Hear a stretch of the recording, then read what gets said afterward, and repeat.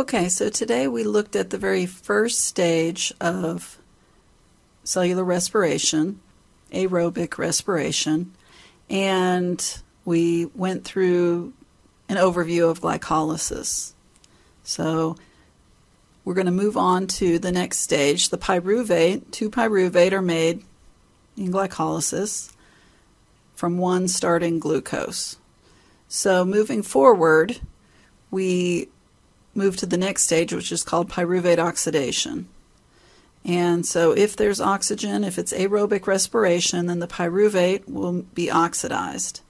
This step takes place in the mitochondrion if it's a eukaryotic cell. If it's a prokaryotic cell, it occurs at the plasma membrane. But in eukaryotes, the enzyme or multi-enzyme complex that catalyzes the reaction, and it's just one reaction, is called pyruvate dehydrogenase. And so what you have here in this picture is the pyruvate.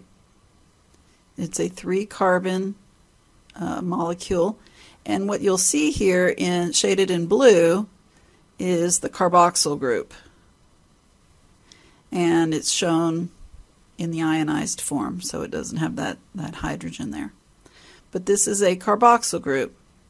If a carboxyl group is broken off of a larger molecule, then that is how CO2 is released. So this CO2 release is just a carboxyl group that's broken off of a larger molecule.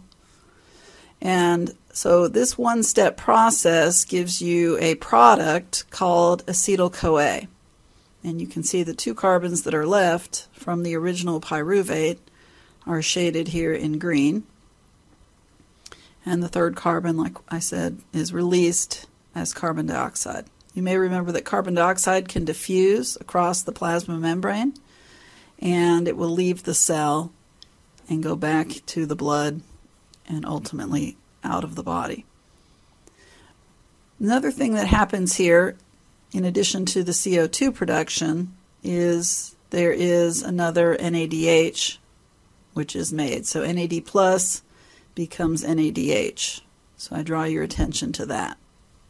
Now remember, there were really 2 pyruvates that were the product of the previous step, glycolysis. And so each pyruvate goes through this process shown on this slide. So really, you get 2 NADHs and 2 carbon dioxides and 2 acetyl-CoAs from this process. And then I put a fun fact at the bottom. Arsenic, it's a poison because it's an allosteric inhibitor of the multi-enzyme complex called pyruvate dehydrogenase, which is what converts pyruvate to acetyl-CoA. So it's an allosteric inhibitor of that enzyme. So just a little fun fact. So this summarizes the step of pyruvate oxidation. For each 3-carbon pyruvate, you get 1 CO2. And that release of the carboxyl group is called decarboxylation. So anytime a carboxyl breaks off of a larger molecule, that is called decarboxylation. And so the pyruvate dehydrogenase decarboxylates the pyruvate, and that gives you a release of CO2. 1 NADH is produced from an NAD+. And for each pyruvate, you get 1 acetyl-CoA. And remember that because there were 2 pyruvates produced from our starting glucose, we multiply these numbers by 2. So 2 CO2, 2 NADH, and 2 acetyl-CoAs. The acetyl-CoAs will then go on to the next phase, which is called the Krebs cycle. So the Krebs cycle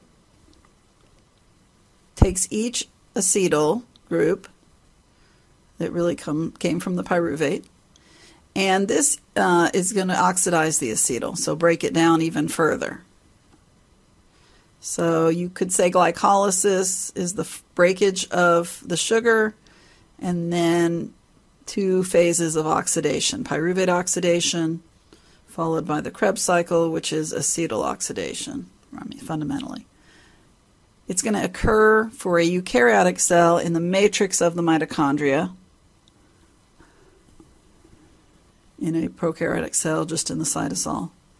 And it's going to require 9 enzymatic steps that are usually grouped into 3 groupings for the purpose of learning. The first group of reactions combines the incoming acetyl-CoA with a 4-carbon molecule that's already present in the mitochondrion called oxaloacetate. And the combination of the oxaloacetate with the acetyl-CoA produces a 6-carbon molecule called citrate, or citric acid. And because that first step produces citric acid, this whole thing, this whole Krebs cycle, is sometimes called the citric acid cycle. So Hans Krebs was the scientist who worked on this biochemical series of reactions.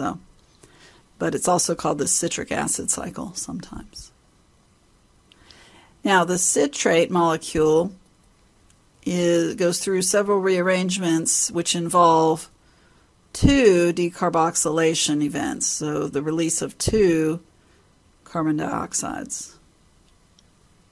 And then the remaining 4-carbon structure is rearranged back into oxaloacetate.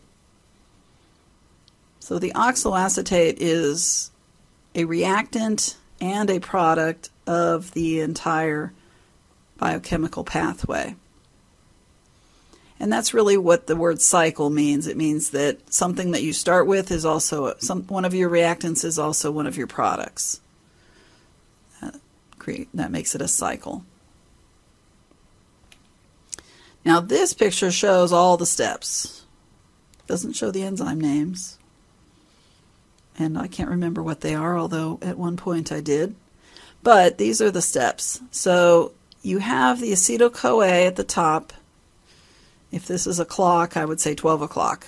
You see the acetyl-CoA, and that's coming in from the last stage, which was pyruvate oxidation. So the acetyl-CoA is the product of pyruvate oxidation, but it's also the reactant of the first reaction of the Krebs cycle.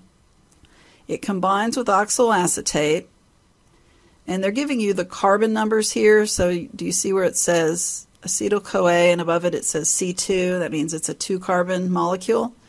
And the oxaloacetate is a 4-carbon molecule. And when you join those two together, or when an enzyme joins them together, it makes a 6-carbon molecule called citrate. And the citrate is rearranged and decarboxylated to release some CO2s here.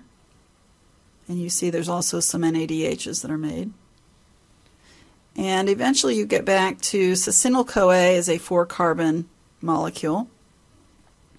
And that 4-carbon molecule is then rearranged several times into succinate, fumarate, malate, and eventually oxaloacetate again.